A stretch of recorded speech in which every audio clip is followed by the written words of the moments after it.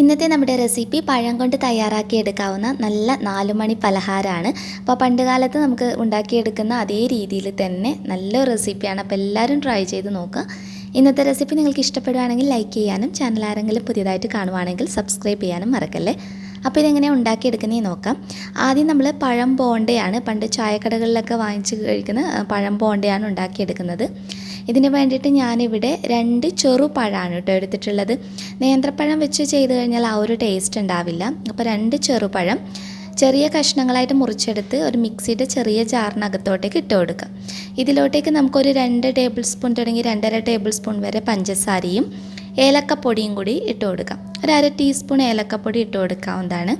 ഇനി ഇത് നന്നായിട്ട് നമുക്കൊന്ന് അരച്ചെടുക്കാം. അപ്പോൾ ഞാനിത് നല്ലതുപോലെ അരച്ചെടുത്തിട്ടുണ്ട്. ഇതൊരു ബൗളിനകത്തോട്ടേക്ക് ഒഴിച്ചു കൊടുത്തതിന് ശേഷം ഇതിലോട്ടേക്ക് ഒരു 2 നുള്ള് ബേക്കിംഗ് സോഡ അപ്പക്കാരം ഇട്ട് കൊടുക്കാം. കൂട്ടത്തിൽ 2 ടീസ്പൂൺ അളവിൽ നെയ്യ് ഒഴിച്ചു കൊടുക്കാം. ഇനി ഇതിലോട്ടേക്ക് ഒരു 2 നുള്ള് ഉപ്പ് കൂടി ഇട്ട് കൊടുത്തതിന് ശേഷം ഇതൊക്കെ കൂടി നന്നായിട്ട് നമുക്കൊന്ന് മിക്സ് ചെയ്തിട്ട് യോജിപ്പിച്ച് കൊടുക്കണം. ബേക്കിംഗ് സോഡ ചേർക്കുമ്പോഴാണ് നല്ലൊരു സോഫ്റ്റ്നെസ് ഒക്കെ നമുക്ക് കിട്ടുന്നത്. അപ്പോൾ ചായക്കടകളിലൊക്കെ ചെയ്യുമ്പോൾ ഒരിത്തിരി സോഡാപ്പൊടി ചേർത്ത് കൊടുക്കാറുണ്ട്. അപ്പോൾ അതുകൊണ്ടാണ്. അപ്പോൾ നിങ്ങൾക്ക് വേണമെങ്കിൽ ഇത് സ്കിപ്പ് ചെയ്യാവുന്നതാണ്. ഇനി ഇതിലോട്ടേക്ക് ഞാനിവിടെ ഗോതമ്പ് പൊടിയാണ് ഇട്ട് കൊടുക്കുന്നത്. ഞാനിവിടെ 1/2 കപ്പ് ഗോതമ്പ് പൊടിയാണ് എടുത്തിട്ടുള്ളത്.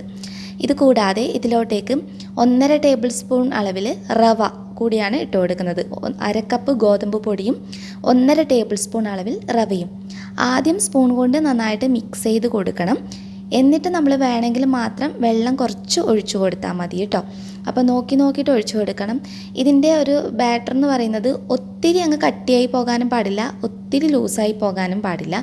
നമുക്ക് കയ്യിൽ വെച്ചിട്ട് ഇങ്ങനെ എടുത്ത് എണ്ണയിലോട്ടേക്ക് ഇട്ട് കൊടുക്കാൻ കഴിയുന്ന പാകത്തിലോട്ടേക്കായിരിക്കണം തയ്യാറായി കിട്ടുന്നത്. ഇതിലോട്ടേക്ക് കറിജീരകം അഥവാ ചെറിയ ജീരകം ഒരു 1/4 ടീസ്പൂൺ കൂടി ചേർത്തിട്ട് കൈകൊണ്ട് തന്നെ നമുക്ക് നന്നായിട്ടൊന്ന് ചുറ്റിച്ചു കൊടുക്കാം. അപ്പോൾ കൈകൊണ്ട് നന്നായിട്ട് മിക്സ് ചെയ്തെടുത്തതിന് ശേഷം നിങ്ങൾ ഇതുപോലെ ഒന്ന് ഇട്ട് നോക്കുക. കണ്ടോ, ഇതുപോലെ നമുക്ക് എണ്ണയിലോട്ടേക്ക് ഇട്ട് കൊടുക്കാൻ പറ്റുന്ന ഒരു പാകമായിരിക്കണം. ഇതിപ്പോൾ നല്ല രീതിയിൽ റെഡി ആയിട്ടുണ്ട്. ഇനി ഇതിലോട്ടേക്ക് നമ്മൾ ഒരു കാര്യം കൂടി ചേർക്കുന്നുണ്ട്. തേങ്ങ ചിരകിയതാണ്. 1 ടേബിൾ സ്പൂൺ തുടങ്ങി 1.5 ടേബിൾ സ്പൂൺ വരെ തേങ്ങ ഉപയോഗിക്കാം. അപ്പോൾ ചെറിയ ജീരകവും തേങ്ങയും ഒരുമിച്ചിട്ടിട്ട് നന്നായിട്ട് മിക്സ് ചെയ്തെടുത്താൽ മതി കേട്ടോ. അപ്പോൾ ഞാൻ ഒരുമിച്ച് കാണിക്കാൻ വിട്ടുപോയതാണ്. അപ്പോൾ നല്ലതുപോലെ മിക്സ് ചെയ്ത് കഴിഞ്ഞാൽ നമ്മുടെ മാവ് ഇവിടെ റെഡി ആയിട്ടുണ്ട്. ഒത്തിരി കട്ടിയാണെന്നുണ്ടെങ്കിൽ തോന്നുവാണെങ്കിൽ മാത്രം ഒരിത്തിരി വെള്ളം ഒഴിച്ചു കൊടുക്കാവുന്നതാണ്. ഇനി കയ്യിൽ ഇത്തിരി വെള്ളം നനച്ച് കൊടുത്തിട്ട് നല്ല ചൂടുള്ള എണ്ണയിലോട്ടേക്ക് ഓരോന്നായിട്ട് ഇതുപോലെ ഇട്ട് കൊടുക്കണം. ഫ്ലെയിം എപ്പോഴും ലോ ടു മീഡിയം ഫ്ലെയിമിലിട്ടിട്ട് വേണം ഇത് വറുത്തെടുക്കാൻ വേണ്ടിയിട്ട്. അതല്ലെങ്കിൽ ഉൾഭാഗം വേവാതെയായിരിക്കും നമുക്ക് റെഡിയായി കിട്ടും. ബേക്കിംഗ് സോഡ ഉള്ളത് കൊണ്ട് തന്നെ പെട്ടെന്ന് പൊങ്ങി വരും. അതുകൊണ്ട് തന്നെ ഫ്ലെയിം കൂട്ടിയിട്ട് കഴിഞ്ഞാൽ പെട്ടെന്ന് പൊങ്ങി വന്ന് ഉൾഭാഗം വേവാതെയായിരിക്കും തയ്യാറാവുക. അതുകൊണ്ട് തന്നെ നിങ്ങൾ ഫ്ലെയിം കുറച്ച് വെച്ചിട്ട് ചെയ്തെടുക്കാൻ വേണ്ടിയിട്ട് നോക്കുക. അങ്ങനെ കറക്റ്റ് ഷേപ്പിൽ ഇട്ട് കൊടുക്കണം എന്നൊന്നുമില്ല.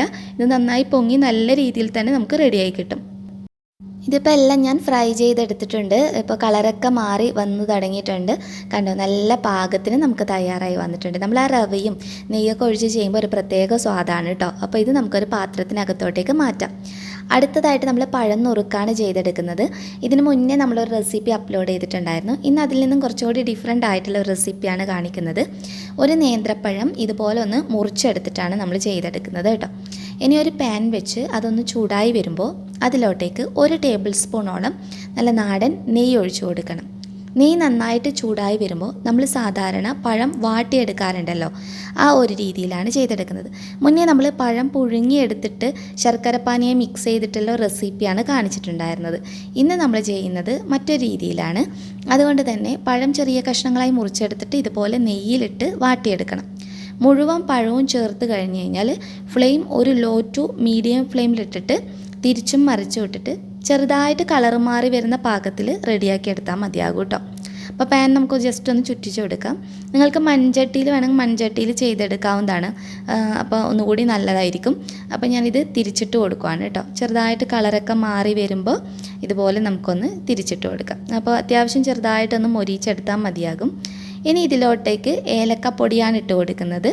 ഏകദേശം 1/2 ടീസ്പൂൺ ഏലക്കപ്പൊടിയും അടുത്തതായിട്ട് ശർക്കര പാനി ഒഴിച്ചു കൊടുക്കാം.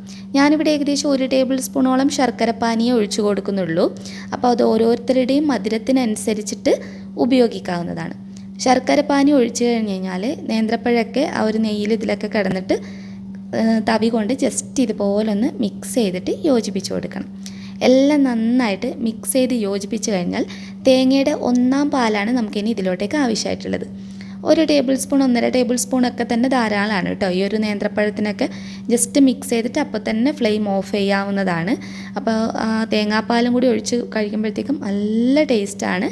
അപ്പോൾ നമ്മുടെ പഴം നുറുക്കും ഇവിടെ റെഡി ആയിട്ടുണ്ട്.